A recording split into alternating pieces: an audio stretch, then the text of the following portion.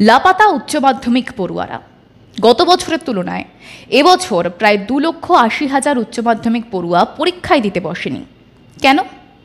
তারা কি স্কুল ছুট, নাকি শিক্ষা মাধ্যমে আস্থা রাখতে পারছে না? কোথায় হারিয়ে যাচ্ছে তারা? বাংলা মাধ্যম বলেই কি আস্থা রাখতে পারছে না, নাকি তাদের মধ্যে আস্থা জাগানোর মতো কোনো শিক্ষক সেই ইচ্ছে জাগাতে পারছে না? দেখুন, গত বছরের তুলনায় এই বছরে কেন উচ্চ মাধ্যমিক পরীক্ষার্থীর সংখ্যা কমেছে তা নিয়ে নানা রকম চর্বিত চর্বণ হয়েছে। তো সুতরাং ওই চর্বিত চর্বণে আমরা যাব না, সোজা সাপটা কিছু বিষয় আমরা ক্লিয়ার করব যে কেন উচ্চ মাধ্যমিক পরীক্ষার্থীর সংখ্যা কমছে, কেন স্টুডেন্টদের প্রকল্পের রাজ্য সরকার স্টুডেন্টদের স্বার্থে বেশ ভালো ভালো প্রকল্প নেওয়া সত্ত্বেও কেন তাদের ইচ্ছা কমে যাচ্ছে পড়াশুনোর প্রতি। আসুন জেনে নেওয়া যাক। নমস্কার, আমি তপজা। শুরু করছি মাধ্যম এক্সপ্লেইনড। কেন পরীক্ষা দিচ্ছে না উচ্চ মাধ্যমিক পরীক্ষার্থীরা? তারা কি স্কুল ছুট? স্কুল ছুট এই শব্দবন্ধ মানতে নারাজ উচ্চ মাধ্যমিক শিক্ষা সংসদ। তাদের মতে, যেহেতু 2023 সালে কম সংখ্যক পরীক্ষার্থী মাধ্যমিক পরীক্ষা দিয়েছিলেন, সুতরাং তার কনসিকুয়েন্স হিসেবে 2025 সালে উচ্চ মাধ্যমিক পরীক্ষার্থীর সংখ্যাটা কম। স্বাভাবিকভাবেই এইখানে একটা প্রশ্ন উঠছে যে পরিমাণ পরীক্ষার্থী মাধ্যমিক পরীক্ষা দিয়েছিলেন তার 15% পরীক্ষার্থী এবছর উচ্চ মাধ্যমিকের জন্য এনরোলমেন্টই করেনি, তারা কেউ নাম নথিভুক্তই করেনি। সংখ্যাটা 15%। কোথায় যাচ্ছে তারা? কেন যাচ্ছে?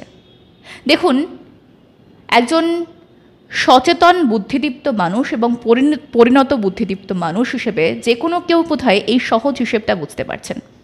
এই রাজ্যের বর্তমান পরিস্থিতি, এ রাজ্যে দীর্ঘ 11 বছর কোনো শিক্ষক নিয়োগ নেই। পড়ুয়ারা যে পড়বে যে কোনো কিছু একটা উদ্দেশ্যগতভাবে হয়। আপনি যদি ব্যবসায়ী হন, আপনার ব্যবসার একটা উদ্দেশ্য রয়েছে। আপনি যদি চাকুরিজীবী হন, আপনার চাকরির একটা উদ্দেশ্য রয়েছে। আপনি যদি রিসার্চ করে থাকেন, আপনার রিসার্চের একটা উদ্দেশ্য রয়েছে। সুতরাং একটা ছোট বাচ্চা যখন পড়াশুনো করে বড় হয়, সেই পড়াশুনোর একটা উদ্দেশ্য থাকে। অথচ এই রাজ্যে দীর্ঘ কয়েক বছর ধরে চাকরি, রুজি রুটি এ সমস্ত কিছুর যা হাল হয়েছে, সেখানে উদ্দেশ্যর শেষে একটা বড় প্রশ্নচিহ্ন তৈরি হয়ে গিয়েছে।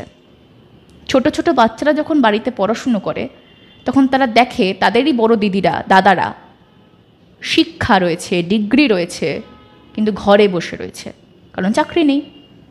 শিক্ষিত বেকার যুবকরা রাস্তায় ফেউ ফেউ করে ঘুরে বেড়ায় রোজগারের আশায়, একটা চাকরির আশায়।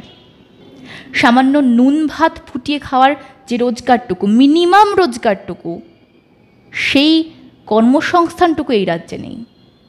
একজন সাধারণ বাড়ির ছেলে বা মেয়ে শিক্ষক হওয়ার সহজ স্বপ্ন নিয়ে বড় হয়। সেই সহজ স্বপ্নটাই তো গোড়াতে শেষ হয়ে যাচ্ছে। তারা তো তাদের চোখের সামনে কোনো আদর্শকে দেখতেই পাচ্ছে না যারা শিক্ষিত হয়ে চাকরি পেয়ে বহাল তবিয়তে রয়েছে।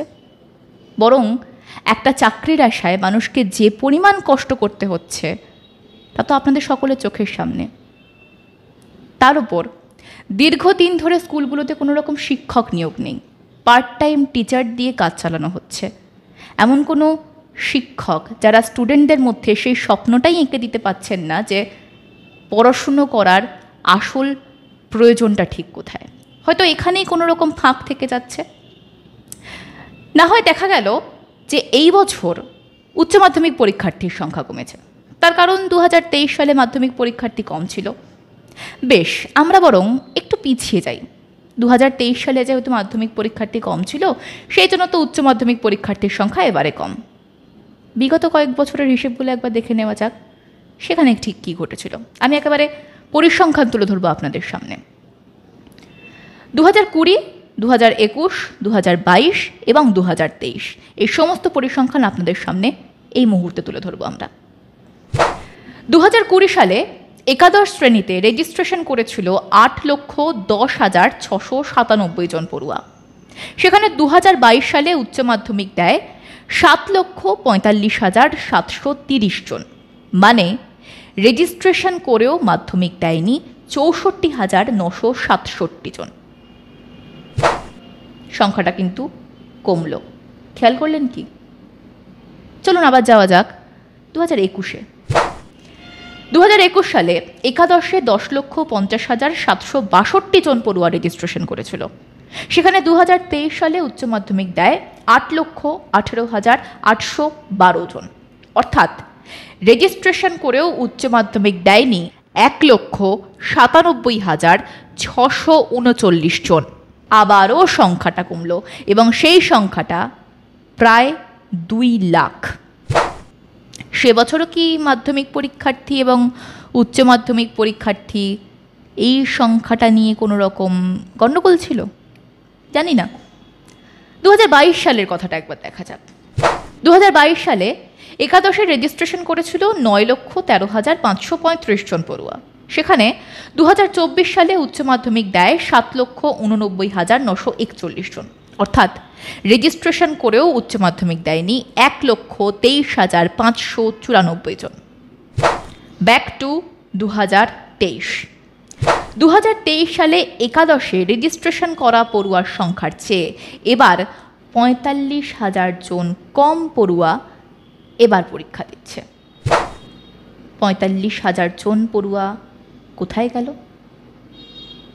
এখানে আরও একটা বিষয় রয়েছে, জানেন তো?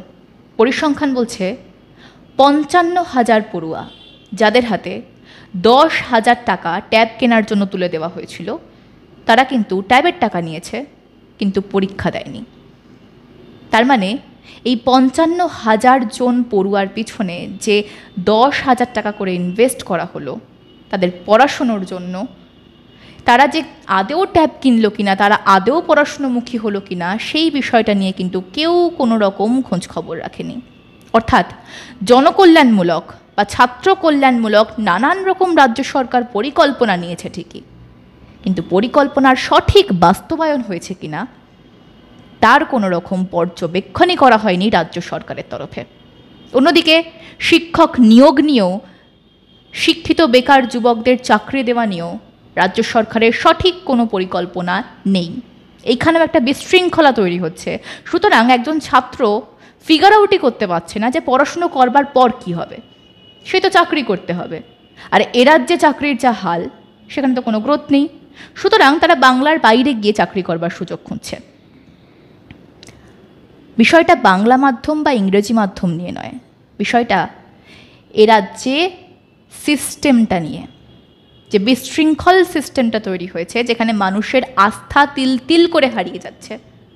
আপনারা হয়তো জানেন না যে বিভিন্ন স্কুলে কলেজে নাবালিকা বিবাহ নিয়ে সচেতনতামূলক ওয়ার্কশপ করা হয়। বিভিন্ন ওয়ার্কশপ বিভিন্ন স্কুলে স্কুলে, গ্রামগঞ্জে হোক বা শহরতলিতে, বিভিন্ন স্কুলে স্কুলে এই সচেতনতামূলক প্রচার করা হয় নাবালিকা বিবাহ নিয়ে। ভাবতে পারবেন না এত সচেতনতা জাহির করা সত্ত্বেও নাবালিকা বিবাহ কিন্তু কমানো যাচ্ছে না, এবং এই নিরিখে পশ্চিম মেদিনীপুর জেলা কিন্তু সবার উপরে রয়েছে। নাবালিকা মেয়েরা বিয়ে করে ফেলছে, অন্তঃসত্ত্বা হয়ে যাচ্ছে, যে কারণে তাদের শারীরিক নানা রকম অসুবিধে দেখা দিচ্ছে। তারা রূপশ্রীর টাকা পেয়ে যাচ্ছে, সেই প্রলোভন থেকে তারা বিয়ে করে নিচ্ছে, কিন্তু পড়াশুনো করছে না, কারণ তারপরে তাদের ভবিষ্যৎটা পুরোপুরি আবছা। ভাবতে পেরেছেন ঠিক কোন দিকে যাচ্ছে আগামী? এবছরের উচ্চ মাধ্যমিক পরীক্ষা, আপনারা যারা সোশ্যাল মিডিয়াতে ভীষণ অ্যাক্টিভ, সোশ্যাল মিডিয়া না হলেও যারা খোঁজ খবর রাখেন অ্যাটলিস্ট দৈনন্দিন জীবনে কি হচ্ছে না হচ্ছে, আপনারা নিশ্চয়ই জানেন বিভিন্ন জায়গায়, বিভিন্ন এলাকায় এবছরের উচ্চ মাধ্যমিক পরীক্ষায় নানান রকম ভয়ানক ঘটনা ঘটেছে, যা সত্যি চিন্তা ধরায় আগামী প্রজন্মকে নিয়ে। স্কুলের টিচারদের ওপর আক্রমণ, একদল পড়ুয়া গিয়ে যখন সেই টিচারদের ওপর আক্রমণ করে, সেখানে টিচারের জায়গা এবং পড়ুয়ার জায়গার মধ্যে যে পার্থক্য, যে সম্মান এবং শ্রদ্ধা এই দুজনের পজিশনের মধ্যে, সেটা নিয়েও কিন্তু বড় প্রশ্নচিহ্ন হয়ে যায়। কে নেবে দায়? আগামী প্রজন্মের যেই আবছা হওয়া ভবিষ্যৎ, এর দায় কার? আর কবে এই সমস্ত কিছু নিয়ে রাজ্য সরকারের টনক জাগবে? আপনারাও কি ভেবেছেন? না ভাবলে ভাবুন, ভাবা প্র্যাকটিস করুন। দেখা হচ্ছে পরবর্তী সময় নতুন বিষয়ে, নতুন পডকাস্টে। ততক্ষণ পর্যন্ত সঙ্গে থাকুন, দেখতে থাকুন মাধ্যম, এবং আপনাদের মূল্যবান মতামত জানাতে ভুলবেন না আমাদের কমেন্ট বক্সে।